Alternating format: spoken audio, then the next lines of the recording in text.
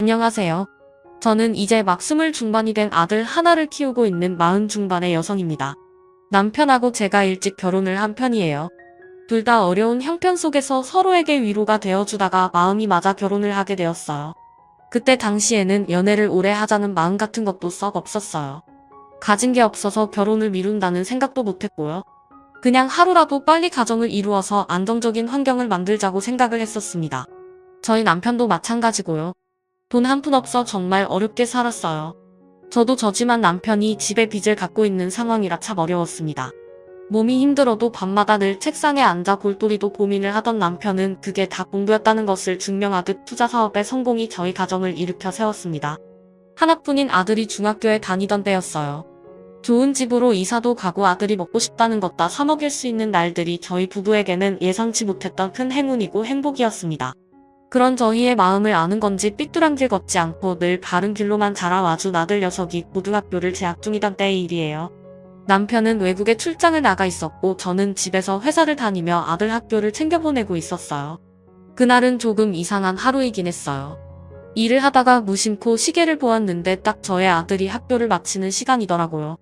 아들이 학교 마치면 학원으로 바로 가는데 지금쯤이면 학원이 있는 동네에 거의 도착했겠구나 하면서 금쪽 같은 아들 얼굴을 상상하고 있었어요. 시계를 보며 잠깐 생각에 빠진 찰나 다른 직원들이 하나 둘 가방을 들고 자리에서 일어났습니다. 퇴근 시간이지요. 먼저 퇴근해보겠습니다. 수고하셨습니다. 조심해서 들어가세요. 직원들의 인사 소리에 저도 퇴근이라는 해방감을 느끼며 느리게 짐을 챙기고 있었습니다. 징징하고 핸드폰이 진동하는 소리가 들렸어요. 짐을 챙기던 것을 멈추고 가방을 뒤져 핸드폰을 꺼냈는데 액정에 낯이 익은 이름이 떠 있었지요. 기분 좋은 이름 사랑하는 아들이 직접 저장해준 이름이었거든요. 웬일로 이 녀석이 이 시간에 전화를 다 주나 싶어서 설레는 마음으로 전화를 받았습니다. 그리고 들려온 것은 아들의 목소리가 아닌 낯선 이의 목소리였습니다. 여보세요. 유민수 씨 어머니 되시나요? 네. 누구신데 저희 아들 핸드폰을 어머니 여기 중앙병원입니다. 혹시 그런 경험 해보신 적 있으신가요? 너무 놀라면 귀가 멍해지고 세상의 모든 소리가 들리지 않는 경험이요. 통화 너머 들려오는 예상 밖의 말에 너무 놀라 심장이 쿵하고 바닥으로 떨어지는 것 같았습니다. 더 생각할 겨를도 없이 회사 슬리퍼도 갈아 신지 않고 뛰어가자 퇴근하던 직원이 저를 붙잡아 세웠습니다. 실장님 왜 그러세요? 무슨 일 있으세요? 아들이 병원에 있다는데 네 우선 제 차 타고 가세요. 지금 운전하시면 안 됩니다. 어디 병원이에요? 저희 병원까지 바래다 준 직원에게 고맙다는 인사도 하지 못하고 신발이 벗겨지도록 달려 병원으로 들어갔습니다. 저 멀리 누워있는 아들이 보였고 그때부터는 놀라고 혼란스러운 상황 속에서 엄마로서 침착해야 했습니다. 무슨 정신으로 수술이 시작되고 아들 회복을 기다렸는지 솔직히 자세히 기억나지 않습니다. 머릿속에는 온통 제발 무사해라 제발 무사하게 해주세요 하는 생각뿐이었거든요. 수술이 무사히 끝나고 회복실에서 나온 아들을 보는 제 마음은 지금도 차마 이루 설명할 수 없습니다. 아들은 다행히 목숨에는 지장이 없었지만 다리를 심하게 다쳐 평생 목발 신세를 지어야 할지도 모른다고 하더군요. 그 말 한마디로 고은이 두 눈을 감고 누워있는 아들의 얼굴이 그렇게 위태로워 보이더라고요. 깨어나면 얼마나 좌절할까 얼마나 아파할까 눈을 뜨고 고통에 몸부림치는 아들을 보며 정말 신에게 싹싹 빌어서라도 모든 고통을 대신 해주고 싶었습니다. 몰아친 폭풍은 잠잠해지지 않았습니다. 병원으로 한 남자가 찾아왔어요. 얼룩덜룩 상처가 있는 얼굴을 한 20대 초반 정도로 되어 보이는 어린 남자였습니다. 죄송합니다. 아들은 보행 신호를 지키며 횡단보도에 멀쩡히 서 있었을 뿐인데 내 아들은 저리 다쳐서 수술까지 하고 누워있는데 사고를 낸 사람의 얼굴은 몇 군데 타박상만 있는 멀쩡한 모습이라니 화가 났습니다. 왜 그랬어요? 아들이 아프다는 사실 자체만으로 충분히 힘들고 고통스러워 아들을 아프게 한 자를 일이 마주해야 한다니 정말 끔찍했어요. 정말 죄송합니다. 다 제 잘못입니다. 정말 잘못했습니다. 왜 도대체 왜 하필 내 아들이에요? 왜 죄송합니다. 정말 죄송합니다. 억울했습니다. 왜 하필 세상에서 가장 사랑하는 나의 아들이 이런 일을 당해야 하는 건지 왜 하필 저 인간이 들이받은 사람이 내 아들인 건지 꼴도 보기 싫으니 찾아오지 말아요. 우리 애는 지금 고통에 몸부림치며 매 시간을 보내고 있어요. 지금은 아무 말도 하고 싶지 않고 더더욱 듣고 싶지도 않습니다. 좋은 말로 할 때 가세요 한 줄 남아 아슬아슬하게 버티고 있는 이성의 끈을 간신히 잡았습니다. 왜 찾아왔을까 합의라도 받으려고 온 걸까 하는 마음의 괘씸함이 극에 달했어요. 눈물로 사죄하는 남자를 돌려보내고 뒤를 돌아 힘없이 누워있는 아들을 보니 마음이 너무 아팠습니다. 그렇게 하루 꼬박 아들과 함께 고통을 나누었고 다음날 아들은 한결 편안해진 얼굴로 아침 인사를 건네더요. 엄마 안녕히 주무셨어요. 아들은 날이 갈수록 더 밝은 얼굴로 병실 생활에 적응해 나갔습니다. 평생 목발 신세를 져야 할지도 모른다는 의사 선생님의 말이 거짓말이었나 싶을 정도로 아픈 본인은 밝은 모습이었어요. 엄마 걱정할까봐 일부러 괜찮은 척하는 건지 짧은 며칠 동안 모든 것을 감당하려니 남편이 보고 싶지 않을 수가 없었습니다. 하루빨리 남편이 와주길 애타게 기다렸어요. 남편이 없는 동안 물심양면으로 저와 아들을 챙겨준 것은 아들의 친한 후배였습니다. 마침 관할 경찰서에서 근무하는 분이셨고요. 아들은 그날 횡단보도를 기다리다가 인도로 돌진하는 차량에 사고가 났다고 했습니다. 남편의 후배는 하루가 멀다 하고 병실에 찾아와 아들의 상태를 체크하며 먹을 것들을 사다 주고는 했습니다.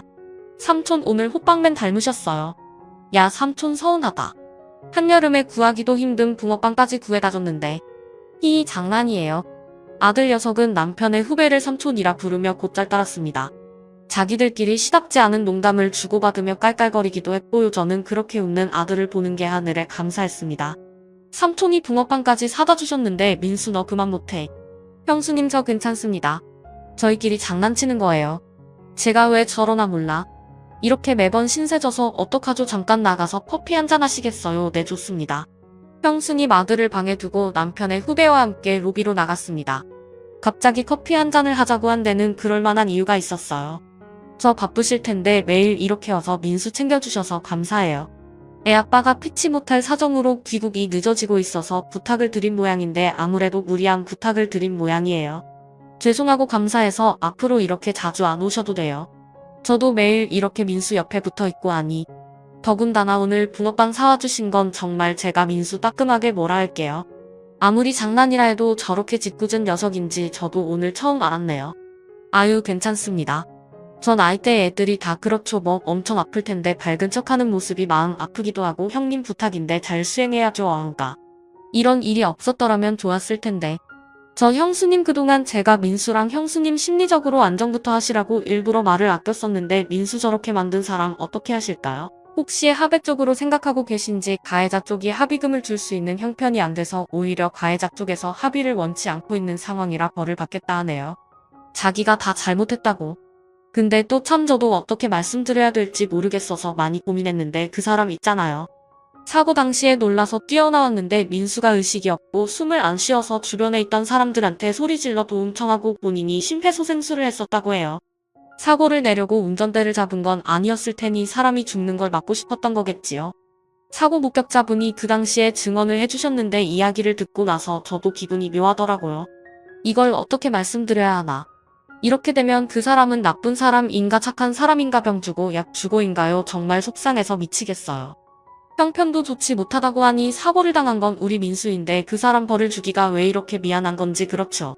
저도 민수 다리만 저렇게 안 돼요. 저도 형수님한테 그냥 용서해 주십사 말씀드려보려 했어요. 워낙 딱한 사람이더라고요.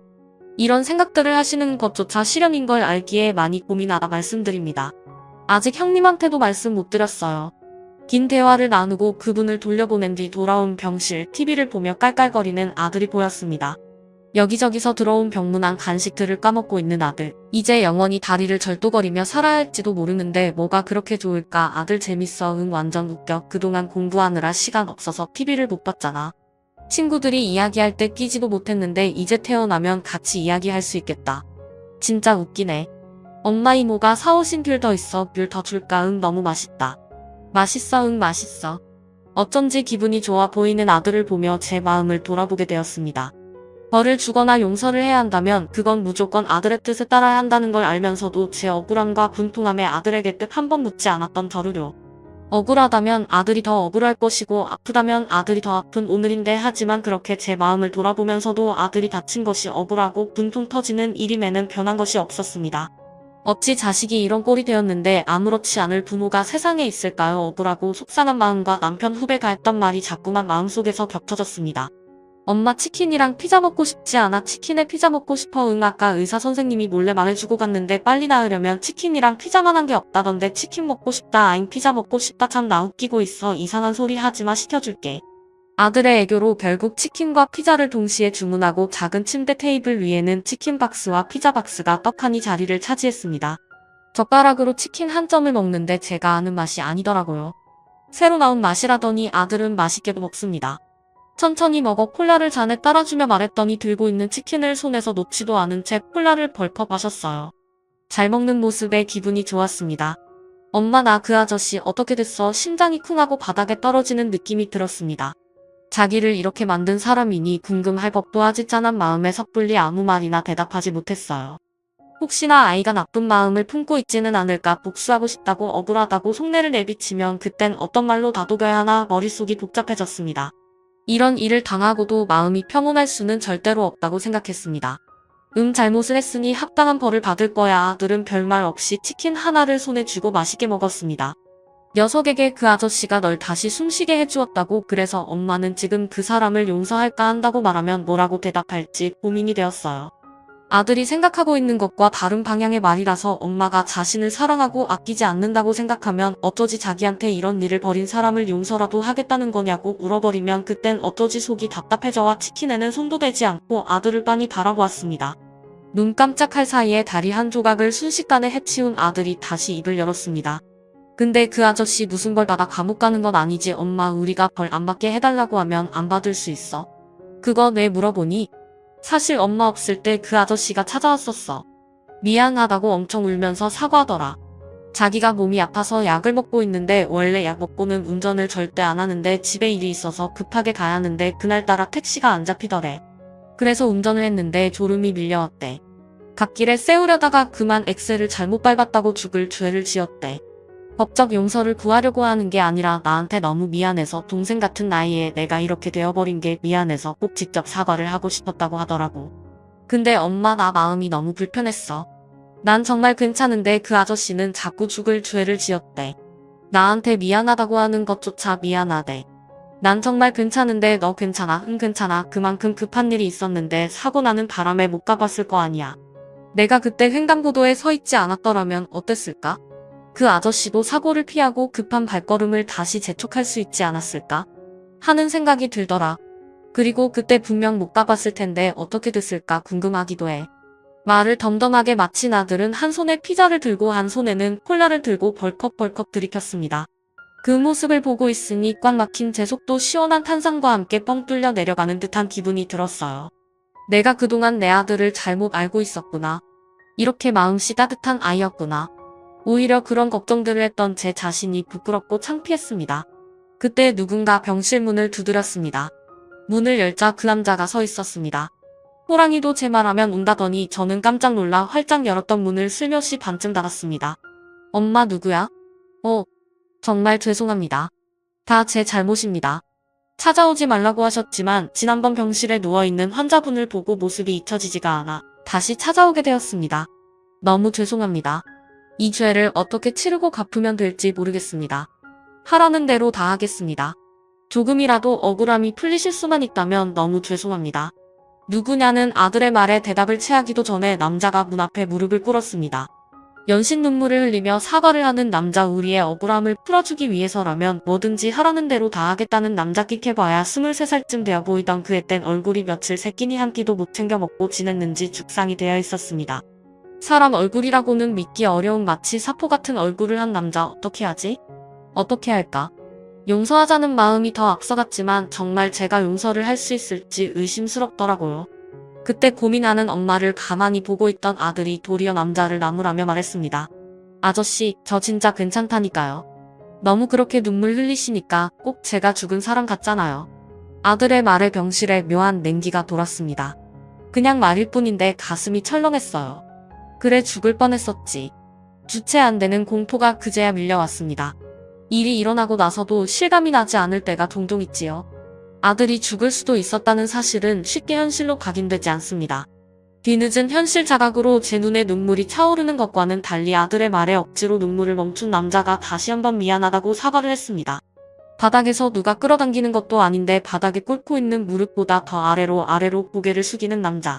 사람이 어떤 잘못을 했건 누군가에게 저렇게까지 싹싹 빌며 사과를 할 수 있을까 살면서 그런 사과를 해본 적이 있는지 생각해봤습니다. 혹은 누가 내게 그런 사과를 한 적이 있었던가 복잡한 생각이 머릿속을 한참 휘젓고 아니 아들이 한마디 했습니다. 아 배불러. 눈물이 고이는 복잡한 어미의 속을 아는지 모르는지 아들이 말했습니다. 테이블 위에 있던 치킨과 피자는 아직 눈에 띄게 양이 줄지 않은 채 그대로였습니다.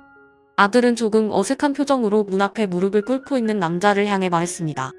아저씨 아직 식사 안 하셨으면 치킨 같이 드실래요? 저 혼자 먹고 있으니 저희 엄마가 먹을 생각을 안 하네요. 정신없이 먹기에만 바쁜 줄 알았는데 제가 잘 먹고 있는지도 체크하고 있었던 아들은 투정하듯 남자에게 말했어요. 남자는 무릎을 꿇은 채로 괜찮다고 사양했습니다.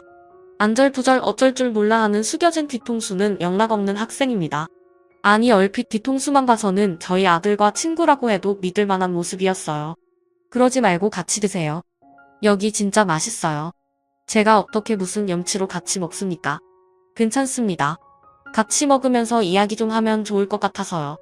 진짜 다른 듯 없고 제가 사람들이랑 같이 밥 먹는 걸 좋아해서 그런 거니까 부담 갖지 마시고 같이 먹어요. 진짜 맛있는데. 남자가 괜찮다고 하는데도 아들은 끝까지 같이 먹자고 하더라고요. 결국 마지못해 수저를 든 남자가 간이 의자에 앉았습니다. 그렇게 저희 세 사람은 동그랗게 마주 앉은 조금은 이상한 상황이 연출되어 버렸어요. 아들을 자신의 차로 들이받은 남자와 그 사고를 당한 아들과 그 아들의 엄마가 함께 치킨과 피자를 먹는 모습이라니 남들이 봐도 참으로 이상한 상황임이 틀림없었습니다. 침묵 속에서 치킨을 먹고 있는데 젓가락질하는 모습이나 치킨을 씹는 얼굴을 보니 그 얼굴 위로 자꾸만 아들의 얼굴이 겹쳐 보입니다. 딱히 안쓰러운 모습도 아닌데 왜 그렇게 안쓰러워 보였는지 그래서 제가 결국 침묵을 깨고 말았습니다. 아들한테 이야기는 대충 들었어요. 우리 아들은 아무래도 그쪽을 용서하고 싶은 모양이에요. 그렇게 불쑥 이야기할 생각은 없었는데 이미 답답한 마음을 뚫고 튀어나온 말은 다시 주워 담을 수가 없었어요. 치킨 한 조각을 들고 힘없이 깨작거리던 남자가 놀란 토끼 눈을 하고 저를 바라보았습니다. 저를 향했던 시선은 몇 초 지나지 않아 아들에게로 향했고요. 눈이 마주치자 아들은 끄덕잡게 고갯짓을 했어요. 저와 아들의 말이 이해가 가지 않는다는 듯 남자는 몇 번이고 더 되물었습니다. 네, 정말요. 저를 용서하실 수 있으시겠어요? 네. 자긴 정말 괜찮다 하네요. 엄마로서 마음이 찢어지지만 본인이 괜찮다는데 제가 뭘 할 수 있겠어요. 정말 뭐라고 말씀을 드려야 할지. 용서받으면 안 될 나쁜 짓을 했는데 어떻게 용서하시는지. 억울했어요. 왜 하필 내 아들에게 그런 일이 생긴 건지 하지만 저보다 더 억울한 건 아들 본인이라고 생각했어요. 제게 무슨 힘이 있겠어요. 아들의 뜻을 따를 뿐이에요. 그렇게 벌을 받으신다고 해서 민수 다리가 다 낫는 것도 아닌데 무슨 의미가 있나 싶고. 아저씨 제가 외동 아들이거든요. 근데 저랑 나이 차이도 많이 안 나는 것 같으니까 그냥 제 형 해주실래요? 의미 없는 벌 받지 마시고 어쩌면 벌이다 생각하시고 형 있는 친구들이 제일 부럽거든요 저는. 아 정말 그래도 되는 건지 죄송해요. 자꾸 눈물이 나서 그래요. 우선 울고 싶은 만큼 우시고 천천히 대화해요. 정말 단 한순간도 용서를 받을 수 있는 거라고는 생각하지 못했어요. 제가 이런 용서를 받을 자격이 있는 건지 이렇게 용서를 받아도 되는 건지 모르겠습니다. 제가 앞으로 무슨 수를 써서라도 열심히 돈 벌어서 아드님 앞길에 보탬이 되도록 하겠습니다. 아이고 됐어요. 돈 받고자 이런 결정을 하는 사람이 어디 있겠어요. 그런 생각은 접어두세요. 정말 그쪽이 그렇게 갚으려고 한다면 저희의 마음이 도리어 이상해지는 것 알고 있죠. 그럼 어떻게 해서든 마음으로든 행동으로든 무엇이든 하겠습니다. 갚으려고 하지 마세요. 그저 용서 그 이상 그 이하도 아니에요. 정말로 그저 아들이 궁금한 게 있다고 해서 저도 궁금하기도 하고 그날 급한 일이 있어서 가는 길이었다고 들었어요. 어떻게 되셨어요? 죄송합니다. 제가 태어나기 전부터 아버지 피 때문에 어머니가 고생하며 사셨어요. 그런 아버지로 인해 저는 학교를 포기하고 일을 시작했었고 그날도 야간 근무를 하고 잔업삼아 오후까지 일을 하고 있었는데 어머니께 전화가 걸려왔어요. 사채업자들이 집에 찾아와 물건을 다 부수고 있다는 연락이었어요. 미칠 것 같았어요. 혼자 계시는 어머니가 너무 걱정돼서 바로 가야겠다는 생각뿐이었어요. 그런데 사고가 났고 결국 집에는 가지 못했어요. 제가 가려고 했는데 경찰서에 있다는 전화를 받고 어머니께서 오시게 되었죠. 한심한 아들이에요. 저는 아무 말도 할 수가 없었습니다.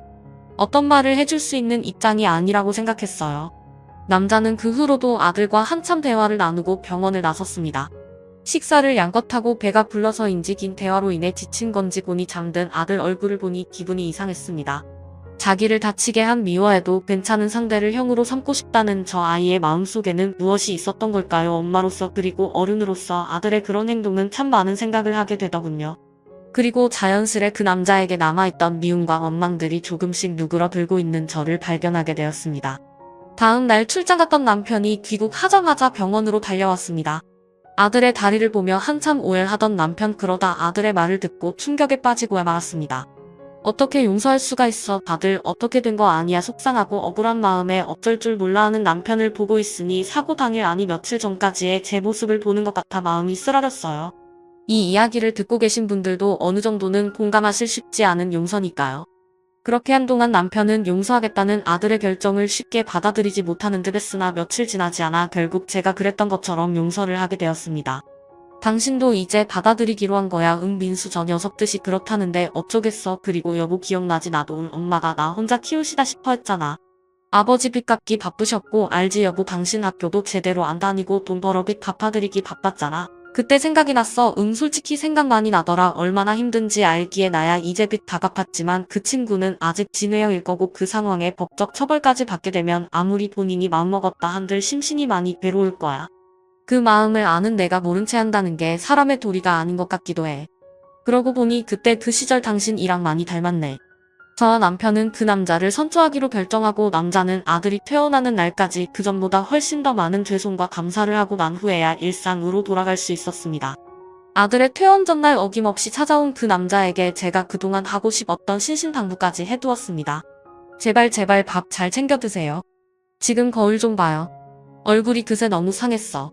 밥 잘 챙겨 먹고 건강해야 민수 형처럼 보이지. 이대로 가다간 민수가 형 소리 듣겠어요. 아들은 퇴원을 했고 다시 학교 생활을 시작했습니다. 잘 걷지 못하는 아이를 둔 엄마의 마음은 매일매일이 가시밭길이었어요. 어린아이가 아니라서 학교와 집만 왔다 갔다 하지도 않기 때문에 혹여 방심한 사이 무슨 일이 생길세라 늘 불안했습니다. 아들과 함께 길을 걸을 때면 괜히 사람들이 아들 다리만 보는 것처럼 느껴질 때도 있었습니다. 하지만 그런 제 마음이 매우 잘못된 마음이라는 걸 알고 있었고 아들이 더 당당하게 걸을 수 있도록 저 스스로부터 마음을 굳게 먹어야 했지요. 다리가 그렇게 되니 할 수 없는 것들, 하고 싶지 않아져 버린 것들이 늘어났지만 그럴 때마다 저는 아들에게 할 수 있는 것들과 하고 싶어하는 것들을 찾아주기 위해 노력했습니다. 가끔 아들이 혼자 방문을 굳게 닫고 들어가 있을 때면 그러지 않으려 해도 불안한 마음이 가슴 한편을 불편하게 참지 못하고 노크를 해보기도 했습니다. 저의 불안함보다 몇 배는 더 불안하고 힘들었을 아들, 하지만 아들은 여전히 웃는 얼굴입니다. 아들의 강한 정신력 덕분에 우리 가족도 흔들림 없이 잘 버텨왔습니다. 아들은 정상인처럼 걸을 수 있기를 희망하며 재활치료도 게을리하지 않았어요. 어리광이 많은 녀석이라 그새 울상지으며 포기할 줄 알았는데 사고 이후로 꽤 듬직해진 아들은 힘든 재활을 하면서도 단 한 번도 힘들다는 말을 하지 않더라고요. 근데 그게 저와 남편에게만 해당되는 일이더군요. 여보세요. 아주머니, 저 민수가 많이 취했는지 집에 갈 생각을 안 해요. 또 술 마시고 너 찾아갔어. 아휴, 20살 되자마자 아주 고삐가 풀렸구만. 일하고 있는 형한테 민폐되게 뭐 하는 짓이람. 얼른 데리러 갈게요. 미안해. 매번 고등학교를 졸업하고 친구들이랑 술 약속이 잦은지 잘 마시지도 못하는 술을 가득 마시고는 곧장 집으로 오지 않고 꼭 형이 있는 곳으로 가는 아들입니다. 그날도 그렇게 연락을 받고 그 아이가 일하고 있는 회사로 민수를 데리러 갔어요. 정말 미안하고 낯이 뜨거웠습니다. 매번 미안해서 어떡해요. 그러지 말라고. 타일러도 술만 마시면 왜 집 놔두고 형을 찾아가는 건지 아니에요. 민수가 제법 귀여워요. 이렇게 술 마시고 온 날은 자기 재활 치료한 이야기를 꼭 해주거든요. 오늘은 어디가 아팠다. 지난주엔 어디가 아팠다. 호해달라고 할 때도 있어요. 이 덩치 큰 산에 가요. 진짜요. 저희 앞에서는 재활 이야기 일절 안 하는 아이인데 애먼 곳에 가서 어리광을 피우고 있었네요. 그동안 쓱 큰일이에요. 아무래도 아주머니 아저씨보다 제가 더 든든한가 봐요. 못 살아 정말. 저희 어머니께서 이번 주에 같이 식사하자고 하시던데 혹시 시간 괜찮으세요? 나 너무 좋지요. 그렇게 다 함께 식사를 하게 되었어요. 사실 그 일이 있고 난 후부터 꾸준히 언급되어 왔던 식사 자리인데 여러 가지 이유로 미루다 보니 2년이라는 시간이 지나버렸습니다. 그동안 직접적으로 자주 만난 적은 없었지만 아들을 통해 소식을 전해 듣곤 했었어요. 형네 가족이 얼추 빚을 다 갚아간다는 이야기나 아들이 영화 대본을 쓰는 작가가 되고 싶어 연습 삼아 써내려간 시나리오를 형이 자주 읽어주고 있다는 이야기. 그래서 공식적으로는 처음으로 함께 식사를 하는 날이었습니다. 왠지 모르게 긴장이 되었어요. 직장에서 중요한 회식이 있는 남편은 참여를 하지 못했고 네 사람이 같은 테이블에 나란히 마주보고 앉았습니다. 저만큼이나 긴장한 듯 서로의 분위기를 살피는 표정들이 가지락색이었습니다. 형 혹시 이거 나만 모르게 상견례 하고 있는 거 아니지? 뿌아 아들의 농담에 긴장된 분위기가 조금은 풀어졌습니다. 정말 감사한데 뭐라고 감사하다고 해야 정말 감사한 게 전달될지 고민을 많이 했어요. 우리 현우가 제 눈에는 착하고 좋은 아이였는데 그렇게 사고를 내고 사람을 다치게 했다는 소리를 듣고 속이 타들어갔어요. 이 일을 어쩌면 좋을까? 남의 눈에 눈물 나게 하면 내 눈에는 피눈물 난다는 말도 있는데 잘못을 했으니 벌을 받으라. 그렇게 말해놓고 내가 그때 현우한테 전화를 안 했더라면 나만 그때 혼자 꼭 참았더라면 어찌나 후회가 되던지. 자식 잘못이 부모 잘못이라지만 그날은 정말 제 잘못이었어요. 정말 죄송했습니다. 그리고 죄송한 마음보다 더 많이 용서를 받을 수 있다고는 저도 현우도 생각지도 못했어요. 당장 저한테 일어난 일이라고만 생각해봐도 결코 쉽지 않은 결정이라는 걸 너무나도 잘 알기에 그래서 더 감사하고 또 죄송했습니다. 아니에요. 아드님이 워낙 좋은 사람이라서 저희도 그런 결정을 할 수 있었던 걸지도 몰라요. 그저 마음 가는 대로 했어요. 물론 저희 민수가 너무 원하기도 했었고 일이 천방지축인 제 아들 녀석과 형 동생 사이가 되어주니 저도 너무 고맙고요. 외동 아들이라 늘 걱정이 많았는데 늘 좋은 영향력을 끼치는 사람이 형이 되어주고 있다는 게 얼마나 든든한지 모릅니다. 둘이서 이렇게 잘 지내게 될 줄은 그땐 우리 모두가 다 몰랐잖아요. 그날 그런 사고가 일어날 줄 아무도 몰랐던 것처럼요. 그저 인연이 되어 곁에 있어 주심에 고맙고 감사합니다. 게다가 그날 현우가 아니라 다른 사람이 낸 사고였다면 우리 민수는 세상에 없었을지도 모르고요. 멈춘 숨을 다시 쉬게 해준 것도 현우라는 거 알고 계셨지요. 그게 어떻게 감사받을 일인가요? 사고를 내지 않았더라면 아이 괜찮아요. 어서 식사하십시다. 애들 표정 좀 보셔요. 우리 이러다 한 소리 듣겠어요. 함께했던 식사 자리는 긴장되고 어색하기도 했지만 좋은 기분이 드는 시간이었습니다. 그곳에 모인 두 사람은 그저 아들들이 건강하고 바르게 자라주기만을 바라는 어린 엄마들이었어요. 같은 마음 같은 뜻을 품고 있는 사람들이었기에 앞으로의 관계도 건강하고 따뜻할 것 같다는 느낌을 받았습니다. 부디 나쁘고 힘든 것들이 우리를 비켜가고 행복으로 가득하길 기도하게 되었어요. 우리라는 글자에 민수 남편 그리고 현우네 가족도 포함해 보았어요. 현우는 늘 한결같은 사내였습니다. 빚을 거의 다 갚았지만 성실함은 정말 대한민국 1등이었죠. 그런 현우를 보며 민수에게 자극이 많이 되었던 것 같습니다. 일부러 하고 싶은 공부에 집중하라고 아르바이트는 하지 말라고 했었는데 자기가 직접 벌어서 공부하고 싶다며 아르바이트를 시작했어요. 사실 속으로는 내심 그런 생활에서 아이의 아픈 다리가 약점이 될까봐 걱정되었던 게 사실입니다. 하지만 그것은 엄마 아빠만의 못난 두려움이더라고요. 저희의 두려움을 비웃기라도 하듯 민수는 한 걸음 한 걸음 성장하고 있었습니다. 이 모든 것이 현우의 덕분이라고 생각해요. 피 한 방울 섞이지 않은 사내가 민수에게 최고의 형이 되어준 것처럼 앞으로 민수 역시도 누군가에게 그런 형이 되어줄 수 있으리라고 믿습니다. 그런 사람이 될 수 있도록 그런 마음을 키워나갈 수 있도록 저희 역시 부끄럽지 않은 부모가 되어보려고 합니다. 민수는 아르바이트를 하며 본인이 하고 싶었던 공부도 열심히 하고 있어요. 자기가 하고 싶었던 게 축구나 육상 같은 체육이 아니라 얼마나 다행인지 모른다며 너스레를 떨던 아이 책상 앞에 하루 종일 앉아 글이라는 걸 써보겠다고 고군분투하는 그 아이의 모습에서 세상의 희망을 보기도 했습니다. 세상만사 모든 것이 잘못되라는 법으로 일어나지는 않는다는 것을 깨달았어요. 일상은 평화롭게 흘러갔습니다. 남편도 바빴던 출장이 어느 정도 잦아들고 가족들과 함께 보내는 시간이 늘어났어요. 사랑하는 사람들과 보내는 시간은 정말 소중하죠. 그렇게 평화로운 일상을 보내고 있던 어느 날 아들 앞으로 편지 한 통이 도착했습니다. 현우가 보낸 편지였어요. 늘 웃고 생글생글했던 아들이 편지를 붙들고 벼랑간 눈물을 흘리는 것이 아니겠습니까? 갑자기 심장이 두두두두하고 빠르게 뛰었습니다. 아들의 눈물에 당황한 저는 편지를 빼앗았습니다. 그리고 심호흡을 하며 편지를 읽어 내려갔어요. 내용은 이렇습니다. 민수 잘 지내지 형은 민수 너의 말대로 긍정적인 생각을 하려고 노력하면서 살고 있어. 다리는 좀 어때? 얼마 전 만났을 때 많이 좋아진 모습에 가슴이 뭉클했다.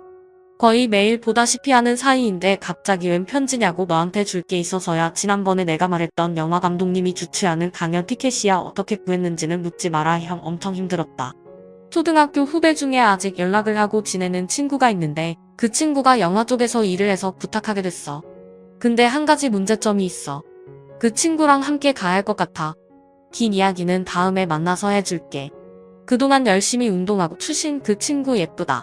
그러니까 멋지게 하고 갈 건 내 꿈의 징검다리가 되어주고 싶은 현우 형이. 진수 너 영화감독 강연 티켓이라니. 형이랑 언제 이런 이야기도 했었어. 그럼 나 형이랑 꽤 친해졌잖아.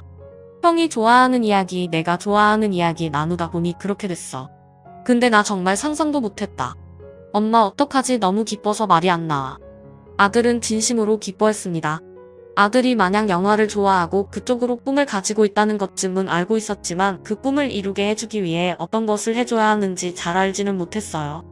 그저 열심히 하라는 말, 더 많이 공부하라는 말, 어쩌면 똑같은 말만 하는 엄마 아빠보다 조금 다른 각도에서 자신을 바라봐 주었던 현우 형에게 더 큰 힘을 얻고 있었는지도 모르겠습니다.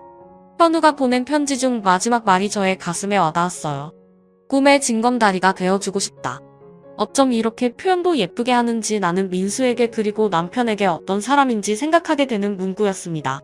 그리고 민수는 현우에게 어떤 사람이 되어주고 싶을까 궁금해지기도 했어요. 아픈 몸을 이유로 남을 원망하거나 미워하지 않고 용서를 택했던 아이 저 또한 선처를 베풀어 현우가 처벌받지 않기를 원했지만 과연 민수의 말이 아니었더라면 끝까지 그 결정을 유지할 수 있었을지 잘 모르겠습니다. 나이가 많다고 세상을 더 살았다고 어린 아이들보다 더 훌륭한 선택을 하며 살지는 않는 건가 봐요. 그들에게 더 배울 점이 많다고 느끼는 요즘입니다. 그때 그런 선택을 하지 않고 현우를 메모리하게 됐더라면 지금 우리 아들 곁에 이렇게 좋은 사람이 함께할 수 없었겠지요. 현우는 매번 저를 만날 때마다 그때의 그 감사한 마음을 어떻게 갚아야 할지 모르겠다고 이야기하지만 지금 민수 곁에서 이렇게 좋은 형이 되어주고 있는 그 자체만으로도 저에게는 무엇과도 바꿀 수 없는 커다란 보답이라는 걸 현우가 부디 깨닫기를 바랍니다. 저의 아들 민수 역시 그때의 당차고 따뜻했던 마음가짐을 잊지 말고 오래오래 좋은 사람으로 성장할 수 있기를 바랍니다. 그리고 무엇보다 저 자신도 언제나 좋은 생각을 배우려는 마음가짐으로 거만하고 자만하지 않고 살아가려고 합니다. 미워하지 않는 마음, 사랑하는 마음 그 두 가지로 절망 속의 아들을 구해냈던 그때처럼요. 혹 누군가는 저의 이야기를 듣고 아들을 그렇게 만든 나쁜 사람을 어떻게 용서하냐 말이 안 된다 하실지도 모르겠어요. 그런 생각을 하시는 분들께도 역시 잘못된 생각만은 아니라고 말씀드리고 싶습니다. 저 역시 그런 선택을 하면서도 선택을 하고 나서까지도 몇 번이나 스스로에게 되물었던 질문이었으니까요. 하지만 여러분 꼭 용서하지 않고 미워하는 것만이 정답이라고 생각한다면 저는 그 말에 반대합니다. 지금 혹시 마음속에 미워하고 있던 누군가가 있다면 한번 용서해보는 건 어떠세요? 시작이 정말 어렵다는 것 저도 알아요. 용서하려는 시도를 통해 더 단단하고 편안해진 마음을 갖게 되실 거예요. 이야기를 들어주신 모든 분들이 마음이 편안하고 따뜻해지기를 진심으로 바랍니다. 이제 정말 겨울이 오나 봐요. 짧게 인사하고 떠난 가을이 얄미운 시기네요. 하지만 그런 얄미운 가을조차 용서하며 더 따뜻할 각오로 겨울을 맞이해봅니다. 모두 감기 조심하세요. 감사합니다.